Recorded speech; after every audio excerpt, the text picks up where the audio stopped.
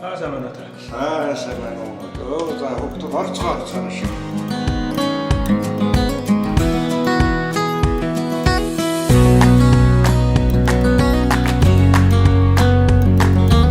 Германаас авсан. Жидэлцэг гараад нэг тэнд явсан. Тэн янз бүрийн хуучин юм зардаг газар. Шинэ байж байгаа. Энэ ингээд байж хата бол одоо сүүнэр мэхтэй. Лэнмэнд. Ингээд тавьчихаар үнснээ сав байхгүй. Эднэрийг бол хүн тоохгүй. Хөдөөч юм жижигхэн аждахан амбар сав амбарч ухаа. Байгууллагад эднэрийг байршуулж тайлбартай болгож тавья гэсэн санаа байдаг юм амжихгүй л.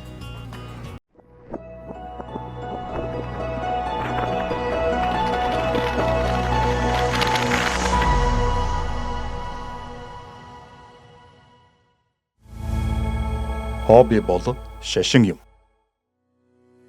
Танай хоббизм нэвтрүүлгийн дараагийн зочин бий байна.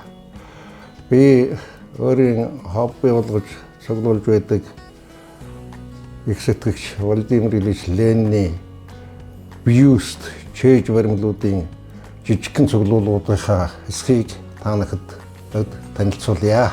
80-аад оны үед нь 3-4 жил Сэлэн аймгийн Эвлийн хорооны 1-р дарга болж ирсэн. За тэгээ Эвлийн байгуулагч нь бол одоо намын бэлтгэл хүчин дайчин туцлагч. Буряд Сэлэн коч жигтэйхэн шипийн холбоотой харилцан биеиндээ айлчлана. Тэгээ тэр үед л ер нь хамгийн анхных нь бараг л жил энэ болох байх. Бурядын консумолын хорооноос над бэлгэлж исэн ийм зүйл. Тэгэл бас ажиллаар наашаа явахтал би Оросуудын одоо хүнд бэлгэлдэг зүйл их хүнтэй бэлэг нь бол одоо Ленины бюстч гэдэг юм уу, Ленины зурагч гэдэг юм уу, Ленины том альбом номч гэдэг юм уу, тийм л юм байсан байхгүй. Тийм журмаар л одоо анх цуглуулж эхлээл цуглагч эхлээд тэгээ сүүлчийнх нь бол одоо сонир л да 1992 онд одоо Сэлэн аймгийн ер нь улсын хэмжээгээр орон нутгийн төр захиргааны байгууллага ардын депутатуудын хурлын гүйцэтгэх захиргаа гэдэг юмыг татан буулгаад засаг дарга түүний тамгын газар гэсэн нэр томьёонд шилжсэн. За тэр үед нь би бас нэг аймгийн тамгын газрын дарга боллоо. Тэгсэн оны төгсгөлөөр нь тооллого болсон чинь тооллогын комиссийн би тооллогын комиссийн дарга манай тэр газар хэлтсийн дарга мэргэжилтнүүд явж тооллогыг үзлэг явуулаад нэмсэн дарга энэ хуучин хэлтсийн дарга нарын өрөөнд одоо уулын ширээнийх нь өнцгтэр хүндэтгэлтэй байрлаж исэн ийм бие үст чинь офисныхын шкафын гутлын тавир дээр очиад тавьчихсан ийм юмуд байгаад ах юм а. Тэгээд хуучин бүртгэл байсан юм байна. Энийг яах вэ гэж. Тэглээ. Тэгэхээр би бас улсуудтай зөвлөлдөд гэсэн одоо нэгэнтэй бүртгэлтэй хамтдаа хэлсэн энийг бүртгэлд оруулж хөрөнгө болж бүртгэхэд яах вэ? Хураа давид иргээд. Авид ирсэн.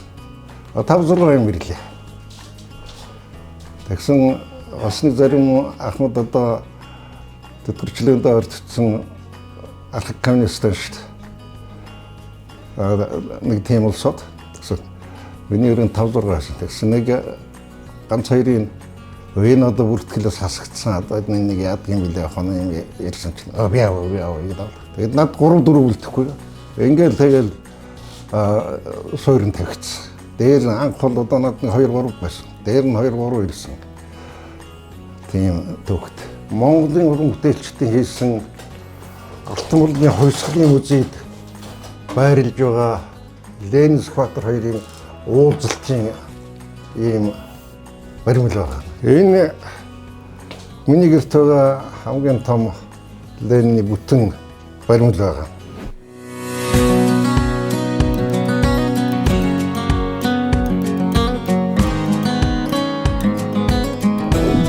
Энэ Ленин чинь бол одоо Москвад одоо Смоленскийн талбай гэдэг дээр байж байгаа их том хамгийн одоо үнэтэй Энэний баримлч нь тэр үед бас Ленин шагналж, Ленин өрөөндөө барил Ленин шагналыг авсан.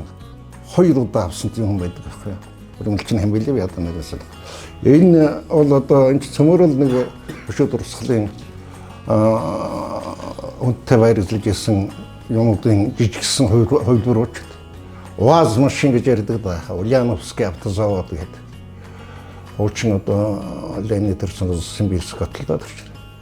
Тэрний тэр Ульяновскийн автозаводын үүдэн дээр байдаг Ленин залуу Ульяновын бие устойх жишээ нь.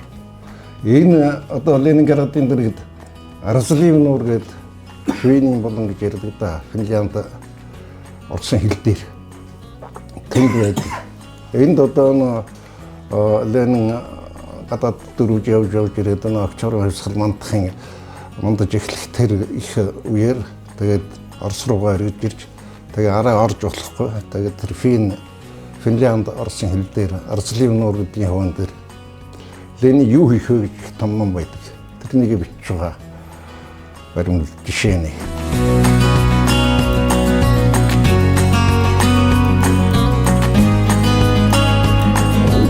Сүүлдээ улсууд барьж ирж бэлгэлээд идэв юм байна л. Бас тэгээд сүүлдээ энэ тэнд явахаараа бас энийг хараад явдаг болдог байхгүй. Одоо Монголд бол нэг 3 хөшөө байгаа юм байна л. Нэг нь энэ манай гэрийн үүдэн дээр их одоо энэ хүүхдийн уран бүтээгтэй гэж байна шүү дээ. Энийн үүдэн дээр одоо нэг залуу Ленин байгаа. Нэг нь тэр Дархан хотын эрчим хүчний төв цахилгаан станцын үүдэн дээр нэг хөшөө байгаа. Би энэ хоёрыг бол харс үзсэн. Энэ баг хангайд нэг байдаг юм лээ.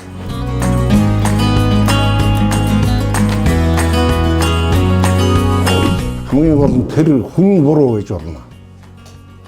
Үзэл суртал нь өнөө ихтэй таарахгүй гэж болно. Энэ баримл бие устч нь өөрөө урлагийн бүтээл байхгүй. Тэгээ ер нь яхаа зүгээр Ленин яг муу хэлдэг муу хэлжил байдгийн сайн хэлжил байдгийн. Гэхдээ энэ тийм худлаа ярьдаг хүн байсан шиг байна. Одоо жишээ нь сур бас дахин сур гэдэг үг чинь ер нь сурахын ач холбогдлыг л өшөө илүү сур, дахин сур ингэж хэлэхээс илүү яах юм. Энэ хэрэгтэйгүй хэрэгтэй. Бүх урлуудын дотроос хамгийн чухал нь кино гэсэн нэг үг явж байдаг. Одоо өнөөдөр Голливуудын кино ч солонгосын сериал ч кино шиг одоо хүн төвтэй урлаг байхгүй шүү дээ. Тэр үед Ленин тэр үед кино байсан нь дөнгөж суурин тавьчихсан баг. Юмыг хүлээж авч сэтгэхэд зориг болж тавьж байгаагаараа энэ хүн гүн сэтгэгч байсан шүү.